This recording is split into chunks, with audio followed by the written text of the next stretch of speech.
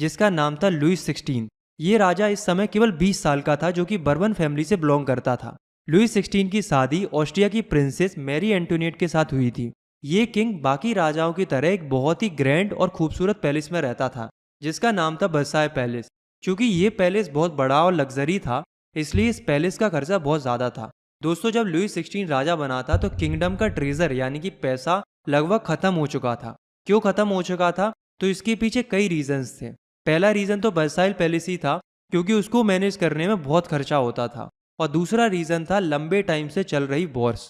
Louis 16 ने क्या किया था, 13 अमेरिकन कॉलोनीज को ब्रिटेन से आज़ाद कराने में मदद की थी, क्योंकि ब्रिटेन उन 13 अमेरिकन कॉलोनीज के ऊपर अपना कब्जा किए हुए था।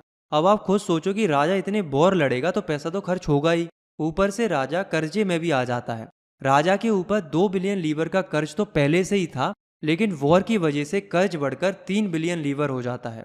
लीवर उस समय की फ्रांस की करेंसी हुआ करती थी। राजा के ऊपर इतना कर्ज होना कोई छोटी बात नहीं थी। ऊपर से जिन लोगों ने राजा को लोन दिया था, अब वे लोग राजा से 10% इंटरेस्ट की मांग कर रहे थे। तो अब आप खुद सोचो कि राजा बेचारा करे तो करे क्या। राजा के ऊपर लोन का प्रेशर, ऊपर से उसके ऊपर इंटरेस्ट का प्रेशर, इनके अलावा आर्मी का खर्च, ऑफिसेस, यूनिवर्सिटीज, कोर्ट्स, इन सब की रिस्पॉन्सिबिलिटी राजा के सर पर ही थी। इसलिए राजा ने मजबूरी में आकर जनता के ऊपर टैक्स बढ़ा दिया।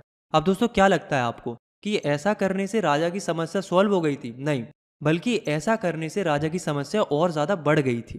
देखो क्या था, 18th सेंचुरी में फ्रांस सोसाइटी 3 स्टेट्स में बटी हुई थी। मतलब सिंपली फ्रांस के लोग 3 हिस्सों में बटे हुए थे। सबसे ऊपर यानी कि फर्स्ट स्टेट में आते थे क्लर्जी। क्लर्जी वो लोग होते थे जो चर्च की रिचुअल और रिलीजियस सेरेमनी परफॉर्म करते थे, जिन्हें हम अपनी भाषा में पुजारी भी कह सकते हैं। सेकेंड स्टेट में आते थे नोबेलिटी।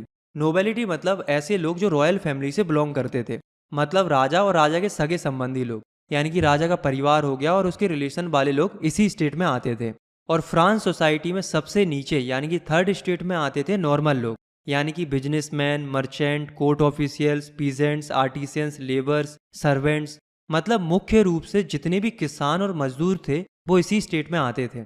कहने का मतलब ये है कि फ्रांस सोसाइटी के अंदर जितने भी कमजोर लोग थे वो थर्ड स्टेट में आते थे। और दोस्तों, हैरानी की बात तो ये थी कि केवल थर्ड स्टेट के लोग ही टैक्स पे करते थे। मतलब राजा केवल इन्हीं थर्ड स्टेट के लोगों से टैक्स लेता था। बाकी फर्स्ट और सेकंड स्टेट के लोगों से कोई भी टैक्स नहीं लिया जाता था। बल्कि इन फर्स्ट और सेकंड स्टेट के लोगों को तो प्रिविलेजेस मिलते थे, मतलब अलग से कई सारे अधिकार मिलते थे और रिस्पेक्ट मिलती थी। लेकिन थर्ड स्टेट के लोगों को कोई भी रिस्पेक्ट नहीं दी जाती थी।